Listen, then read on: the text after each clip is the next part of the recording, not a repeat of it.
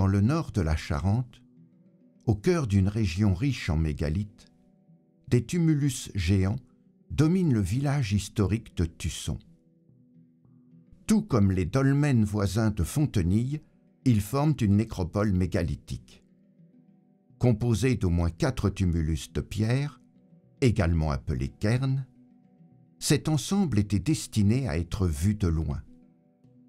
Aujourd'hui, la végétation masque complètement les vestiges de ces monuments.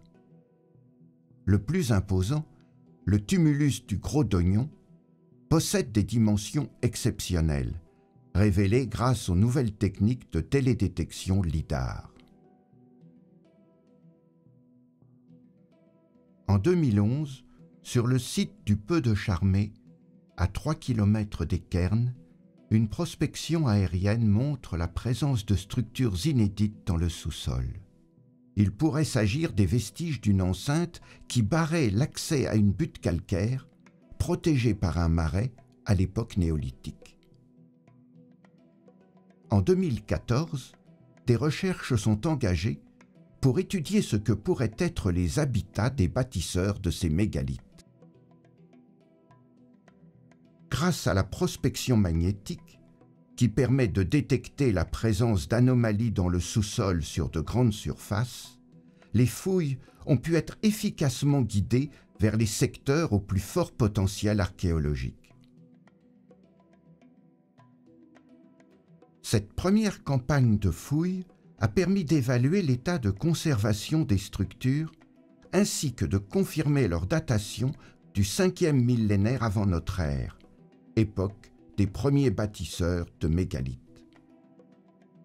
Une fois dégagées, les structures creusées dans le calcaire révèlent un dispositif de barrage de l'entrée d'une enceinte à l'organisation complexe.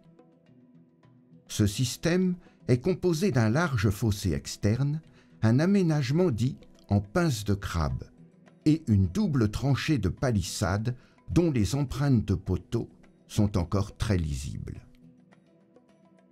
Sur le bord externe du fossé, les traces d'un aménagement en terre crue, probablement un mur, sont exceptionnellement bien conservées.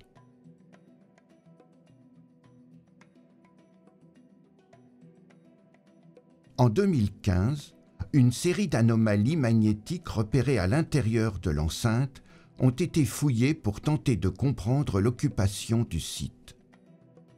Un bâtiment quadrangulaire, de 13 mètres de long pour 9 mètres de large, conservé uniquement par des trous de poteaux creusés dans le calcaire, est ainsi découvert.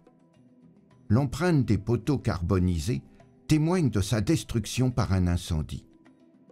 À proximité, on distingue les traces d'un second bâtiment et de multiples foyers creusés dans le calcaire.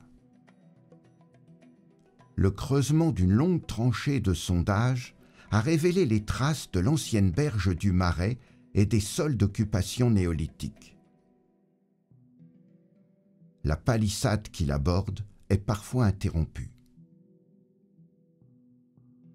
Des tessons de poterie, des silex ou des ossements retrouvés abandonnés en bordure du Marais, ainsi que la présence de fosses, dont une contenant les restes d'un chien, attestent d'activité domestique dans ce secteur.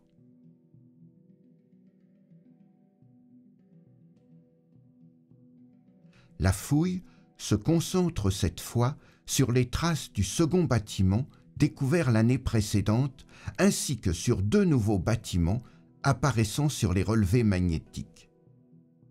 De morphologie et d'orientation comparables, ces 4 bâtiments devaient probablement faire partie d'un petit hameau installé sur le sommet du promontoire, au cœur de l'enceinte. C'est à ce jour une découverte unique pour la façade atlantique à cette période. Grâce à plusieurs sondages pratiqués à l'ouest et au nord, le comblement du fossé externe et la double tranchée de palissade ont pu être étudiés.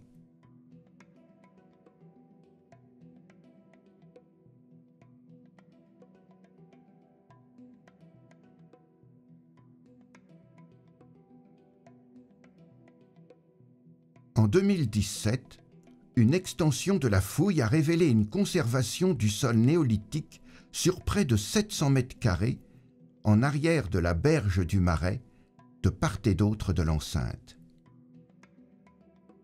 Les traces d'une structure monumentale sur poteaux, accolée à la double palissade, montreraient la sortie d'un bastion protégé par la pince de crabe. C'est une découverte inédite pour la région.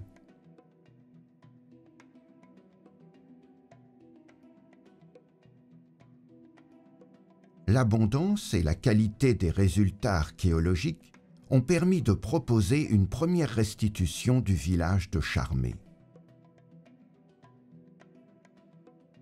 Au 5e millénaire de notre ère, le hameau s'est établi au sommet d'une butte naturelle. Le site est protégé sur 3 côtés par un marécage mêlant arbustes et végétation aquatique, comme l'ont indiqué les études des pollens et des restes de faune. Un large fossé, doublé de 2 palissades de bois interrompues par endroits, en barre l'accès. Près des maisons et sur les berges, des foyers et des fosses attestent d'activités domestiques et artisanales. Le fossé externe, large d'environ 4 mètres pour une profondeur d'1 à 2 mètres, est creusé dans un calcaire friable. Au nord, il s'ouvre dans le Marais, se remplissant lors des phases d'inondation. Plusieurs interruptions du fossé, constituant autant d'entrées à l'intérieur de l'enceinte, ont été identifiées. Elles devaient être associées à des aménagements en bois plus modestes, probablement des portes, aujourd'hui disparues.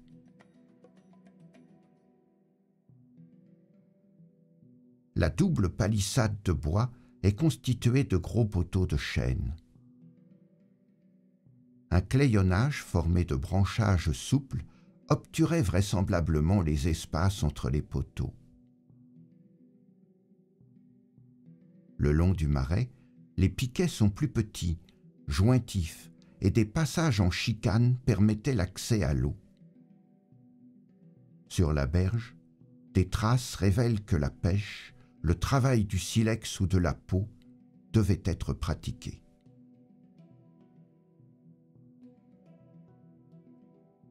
Au sommet de la butte, les 4 bâtiments présentent des architectures sur poteaux porteurs latéraux. Leur structure est constituée d'un système de 4 portiques. À l'intérieur du bâtiment 1, une plateforme légèrement surélevée pouvait accueillir un espace de sommeil ou de cuisine.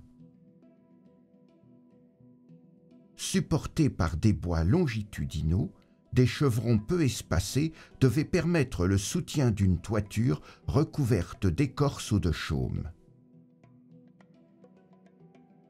Les parois étaient constituées d'un clayonnage de branches tressées entre les poteaux porteurs, puis recouvertes d'un mélange de terre et de paille, le torchis. Sans doute incomplet, le bâtiment 4 ne peut pas être restitué dans son intégralité.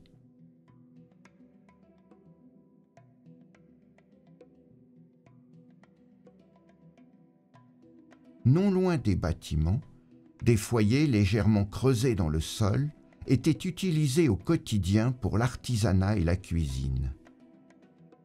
Après leur abandon, ils servent de dépotoir, offrant, des millénaires plus tard, de précieux indices pour les archéologues.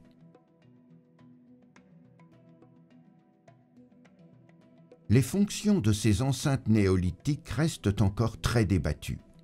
Habitat collectif ou privilégié, lieu de stockage de récoltes et de bétail, de rassemblements périodiques ou encore forteresse en cas de crise ou de conflit. À Charmé, la vocation d'habitat ne fait aucun doute. La construction d'une double palissade et ses réaménagements témoignent aussi d'une volonté de marquer le territoire des vivants et de le défendre contre les hommes et les animaux sauvages. au 5e millénaire avant notre ère, les tensions sociales et le monumentalisme exacerbé constituent les traits marquants de ces sociétés d'agriculteurs-éleveurs de la façade atlantique.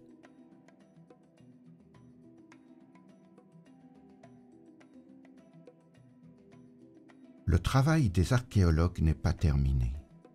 Il nous reste beaucoup à apprendre sur la nature des activités pratiquées à l'intérieur de l'enceinte, la chronologie d'évolution du site et les raisons de son abandon. Les découvertes remarquables obtenues sur le site de Charmey sont le fruit de la mise en œuvre d'une archéologie moderne, permettant de jeter un nouveau regard sur ces sites monumentaux méconnus. C'est par l'analyse, mais aussi par les tentatives de restitution du territoire, habité et parcouru par les hommes du Néolithique, que nous aurons une chance de comprendre la volonté de ces incroyables bâtisseurs.